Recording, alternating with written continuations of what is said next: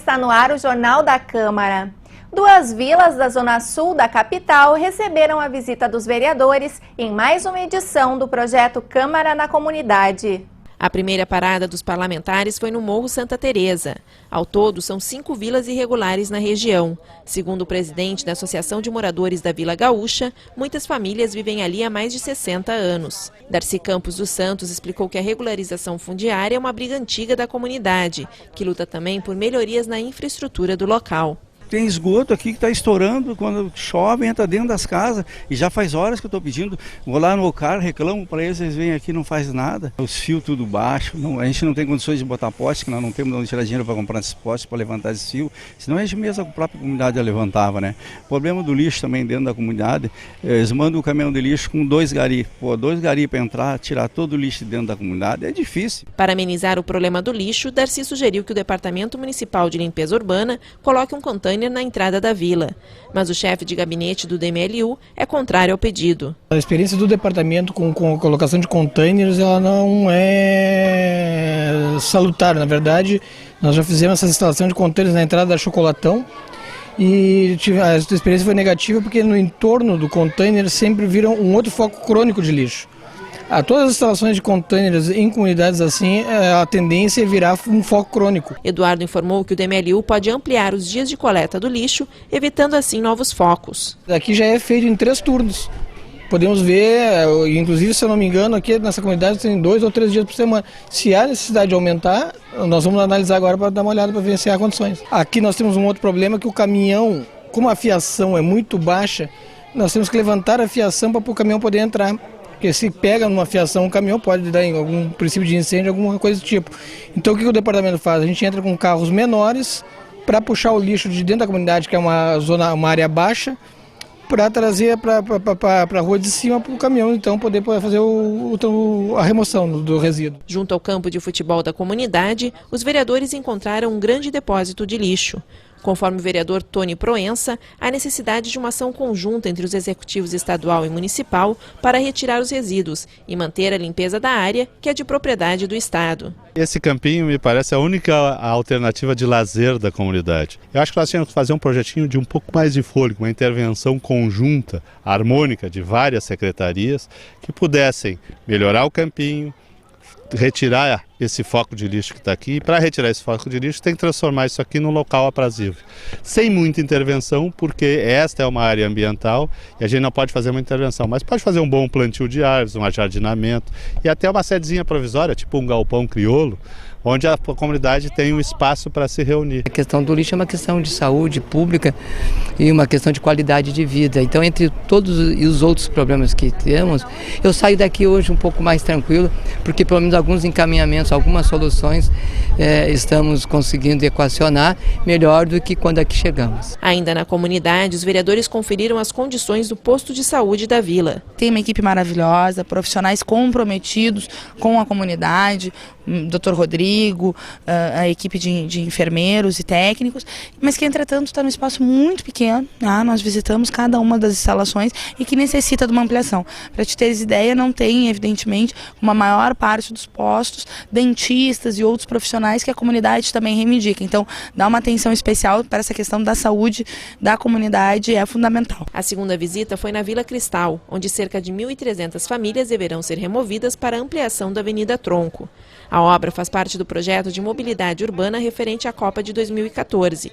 Os moradores estão preocupados, pois não receberam informações da Prefeitura a respeito do projeto. Até agora a Prefeitura não nos disse nada, não trouxe o projeto, só estão enrolando. Já fizeram todo o levantamento topográfico, que já se sabe no levantamento topográfico quem é que vai sair, quem é que não vai sair. Não precisa esperar o cadastro socioeconômico para fazer isso aí. Eles não nos dão o retorno.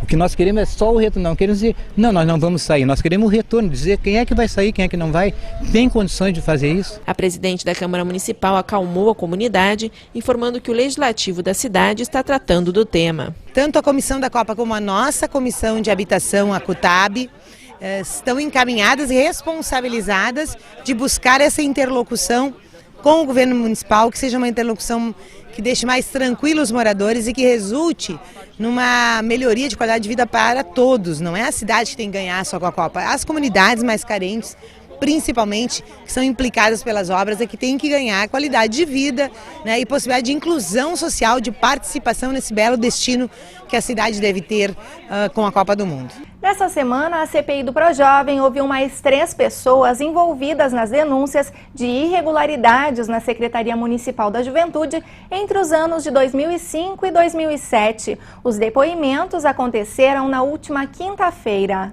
A primeira a depor foi a deputada estadual Juliana Brizola, proponente da CPI ainda em 2010, quando exercia o cargo de vereadora. Ela assumiu a Secretaria da Juventude em 2005 durante 3 meses. A deputada foi questionada sobre a acusação feita pela ex-secretária adjunta da SMJ de que esta deveria repassar parte do seu salário a pedido de Juliana. Ela negou e informou que ajuizou queixa-crime contra Adriane Rodrigues. O segundo depoimento do dia foi a da coordenadora do Projovem Urbano e do Projovem Trabalhador, programas vinculados à secretaria, Kizzy Vecchio da Costa. Ela disse saber o mesmo que a imprensa, pois nunca pegou os originais dos contratos. O vereador Mauro Zacher, do PDT, mesmo partido de Juliana Brizola, também depôs. Ele foi acusado pela deputada de irregularidade de gestão enquanto foi secretário municipal da Juventude entre 2005 e 2007. Zacher também negou as acusações. O que chamou a atenção é que pela manhã a deputada Juliana chamava o vereador Mauro Zacher, ou reafirmava, não é, que ele era um chefe de quadrilha. E à tarde, o vereador Mauro Zacher falando que a deputada Juliana era uma chefe de máfia, não é, e uma loba em pele de cordeiro.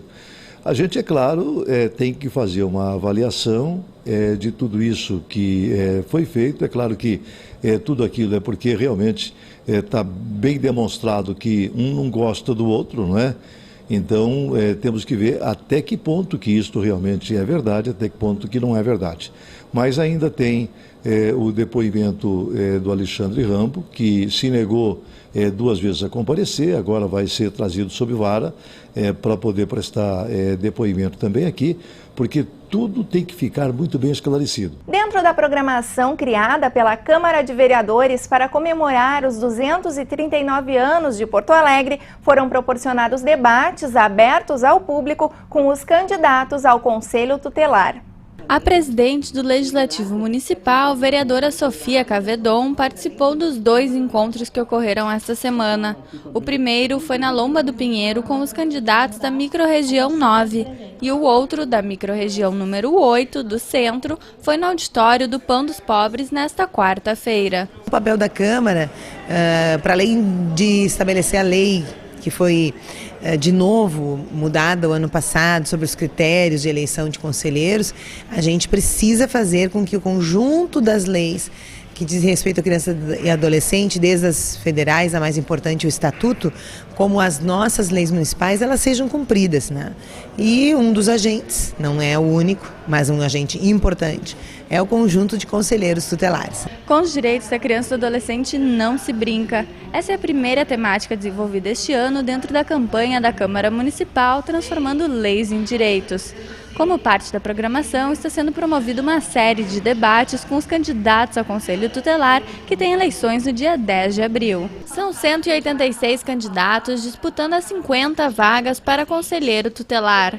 Mais informações sobre a eleição estão disponíveis no site da Prefeitura. O voto na eleição do conselheiro tutelar não é obrigatório, mas o seu papel é de extrema importância na proteção das crianças e dos adolescentes. A prática do conselheiro tutelar é defender e zelar pelos direitos das crianças e dos adolescentes. Se espera que cada candidato esteja com este pensamento de defesa de direitos de crianças e adolescentes bem claro na sua vivência, na sua campanha, na sua dedicação do dia a dia. As pichações são uma forma de agressão ao patrimônio público. Além de resultarem em gastos para o município, também deixam a cidade com má aparência. A Comissão de Meio Ambiente reuniu as secretarias competentes para tratar deste tema. As pichações são um problema recorrente na cidade, que atingem obras públicas e privadas, além de monumentos e mobiliário.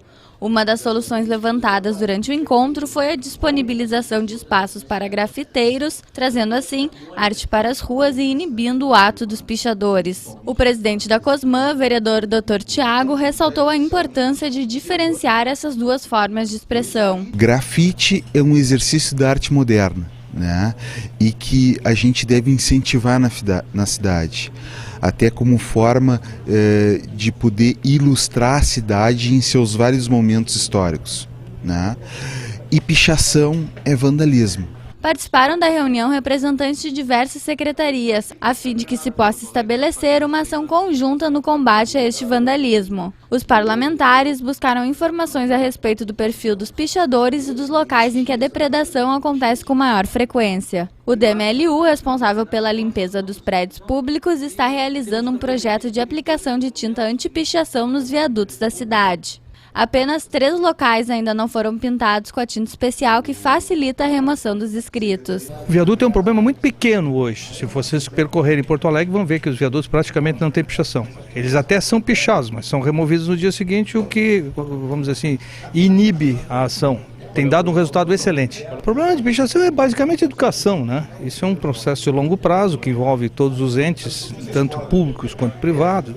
Mas a nossa parte, que é, vamos dizer assim, dificultar a pichação e facilitar a limpeza, nós estamos fazendo. A cidade conta com a ajuda da Brigada Militar, da Guarda Municipal, da EPTC, da SMOV, entre outros órgãos, para fiscalizarem e denunciarem as pichações. Além disso, em 2006 foi implementado o Disque Denúncia Pichação, onde através do número 153, a população pode entrar em contato com o executivo para fazer uma denúncia. Foram mais de 1.200 denúncias, sendo que destas denúncias, lá desde 2006, houve 247 autuações, e sendo que dessas 247, 88 foram adultos, né? Então, na verdade, nós temos ali um universo de adolescentes que, na verdade, hoje trabalham na ideia de pichar a cidade, né? Que nós temos que condenar isso porque é crime. O projeto de construção da primeira linha do metrô de Porto Alegre terá o acompanhamento dos vereadores da capital.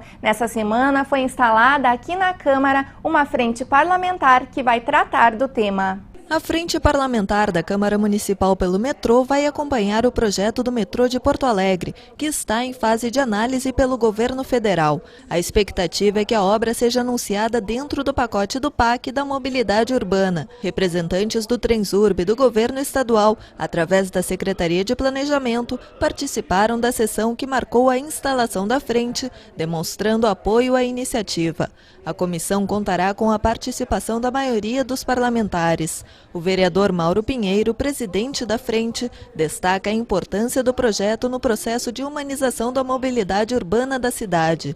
O metrô vai beneficiar diretamente cerca de 600 mil pessoas diariamente, a partir do eixo norte da capital até o bairro Azenha. Sabemos que o prefeito de Porto Alegre, no dia 4 de abril, tem que apresentar o projeto para o governo federal e queremos estar junto em todos os momentos e tentando facilitar a vida do prefeito José Fortunidade, do governo estadual, para que se torne uma realidade o metrô em Porto Alegre, até mesmo porque sabemos da grande necessidade da mobilidade urbana, cada vez mais difícil em Porto Alegre, o trânsito congestionado, e nós temos como metrô uma alternativa muito boa. Também, junto na frente parlamentar, discutir alternativas de como interligar os diversos modais para que Porto Alegre possa dar um grande avanço na mobilidade urbana.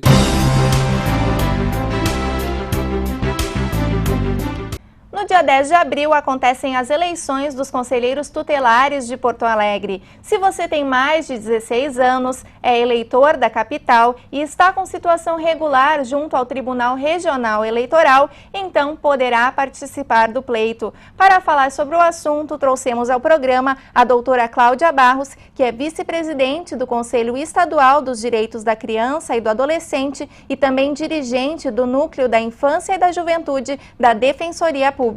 Seja bem-vinda, Cláudia. Olá, Cristiana, tudo bom? É um grande prazer estar aqui para falar de um tema tão importante e que tem sido alvo de debates nos últimos dias na nossa comunidade. Exatamente. Cláudia, qual o grande papel dos conselheiros tutelares? Os conselheiros tutelares e a atuação do conselheiro tutelar têm um grande papel frente à sociedade. Eles podem modificar profundamente a forma como se trabalha com infância e juventude, ou seja, identificar as principais demandas relativas aos direitos das crianças e dos adolescentes e zelar pelo cumprimento efetivo. Quando, por exemplo, uma criança está fora da escola, uma criança está sendo abusada ou maltratada por seus pais. E aqui em Porto Alegre nós temos 10 micro-regiões, não é, Cláudia? E as eleições serão feitas em todos esses locais e os eleitores poderão escolher 5 conselheiros, é isso? Exatamente. Os eleitores, isto é uma forma de legitimar o pleito e a escolha e a atuação do conselheiro tutelar, através do voto, que é a forma popular, democrática, para que a sociedade possa escolher uma pessoa que vai desenvolver um serviço público relevante na área infanto-juvenil. E como funciona, tecnicamente ou logisticamente falando, a atuação do conselheiro? Ele fica permanentemente num escritório? Como é que as pessoas podem fazer a denúncia chegar a ele? Em regra, as 10 micro-regiões aqui de Porto Alegre, cada uma tem uma sede. Geralmente no site da Prefeitura Municipal tem os endereços das 10 micro-regiões, tem sempre telefones à disposição. Os conselheiros também trabalham em regime de plantão aos finais de semana, sempre há um celular à disposição e é importante sim que as pessoas denunciem, levem ao conhecimento do conselheiro tutelar todas as violações aos direitos de crianças e adolescentes. Quais são as principais denúncias aqui em Porto Alegre? As demandas? Geralmente são maus tratos, pais que batem em seus filhos, a questão do crack, que tem sido uma chaga na nossa sociedade, crianças no sinal de trânsito usando crack, na rua cometendo atos, adolescentes cometendo atos infracionais impulsionados pelo uso do crack, que é a maior chaga hoje, é a drogadição. E uma vez que o conselheiro recebe a denúncia, qual será a atitude dele, o encaminhamento que ele vai fazer para tentar resolver esse problema? Exatamente. O conselheiro, ele tem à disposição dele um aparato legal que permite ele identificar essa situação de abuso, omissão dos pais ou da própria sociedade, como, por exemplo, a falta de escola, uma criança fora da escola. Ele pode requisitar esse serviço público na área da educação, na área da saúde e, se não cumpridas suas decisões, pode recorrer ao Ministério Público e ao Judiciário para o cumprimento dessas decisões quando não cumpridas voluntariamente. Ou seja, o conselheiro é a ponta de uma cadeia toda que trabalha em conjunto pela criança e pelo adolescente. Exatamente, definiste bem. Ele é o elo de ligação entre os serviços públicos oferecidos para a proteção dos direitos de criança e adolescente e a sociedade, identificado o abuso, identificado a violação de direitos. O conselheiro tutelar tem o dever, porque é legitimado pela sociedade através do voto, de cumprir o seu papel e efetivar esses direitos que estão sendo lesados. E a sociedade é que deve fiscalizar o trabalho dos conselheiros? É importante que a sociedade fiscalize, assim como ela tem a condição de votar e de escolher o seu representante na sua região para trabalhar com suas crianças e adolescentes, ele tem o dever sim de fiscalizar a atuação do conselheiro tutelar. É importante, então, que as pessoas participem desse pleito. As informações estão todas no site da Prefeitura, então os interessados já podem ir lá, olhar a lista de nomes e selecionar as pessoas que vão responder pela proteção dessas crianças e adolescentes em nossa cidade nos próximos anos. Exatamente, e eu faço um apelo à comunidade, é importante a participação, é a participação da comunidade que vai legitimar o trabalho do conselheiro e que vai legitimar também essa escolha do conselheiro, é a sua comunidade escolhendo seus representantes legítimos e pensando também em escolher pessoas que sejam vocacionadas para trabalhar na área e que não seja apenas a função de conselheiro como um trampolim para outros cargos políticos, como muitas vezes a gente vê acontecer. Pessoas que não são vocacionadas para trabalhar nesta área, mas que têm intenção por ser um serviço público, que tem remuneração e que pode ser um trampolim para um outro cargo político. Então é importante que as pessoas votem com consciência. E os conselheiros trabalham também com prevenção, não apenas com a correção de problemas, né? Então é um trabalho social bem importante que eles fazem. Exatamente. O trabalho social dos conselheiros tem o poder de mudar a forma como nós tratamos hoje nossas crianças e adolescentes. O trabalho de prevenção, principalmente contra o uso de drogas, é fundamental, porque nós não precisamos apenas enxugar gelo, mas nós temos que descobrir a ponta do iceberg. E o problema muitas vezes está na desestruturação familiar, coisa que o conselheiro, vindo da comunidade, tem condições de identificar, porque ele muitas vezes reside lá na comunidade, conhece aquela comunidade e sabe onde estão as maiores deficiências e os maiores problemas. Tá certo, então. Gostaria de deixar um recado final para as pessoas, enfim, que sejam incentivadas a votar pela importância desse ato. Realmente, é muito importante. Eu gostaria de conclamar a todos, principalmente aqueles que se importam com o futuro do nosso país, com o futuro de nossas crianças, e não só com o futuro, com o presente, pois hoje elas têm direitos garantidos pelo Estatuto da Criança e do Adolescente. Então, conclamo as pessoas que residem em Porto Alegre para que façam a escolha do conselheiro tutelar que vai trabalhar neste município e que vai zelar efetivamente pelos direitos de crianças e adolescentes. Cláudia, muito obrigada pelas tuas informações e fica então o convite. No próximo dia 10 de abril haverá as eleições dos conselheiros tutelares de Porto Alegre, das 8h30 da manhã às 5 horas da tarde. E o programa de hoje encerra aqui. Obrigada pela sua companhia e até o nosso próximo encontro.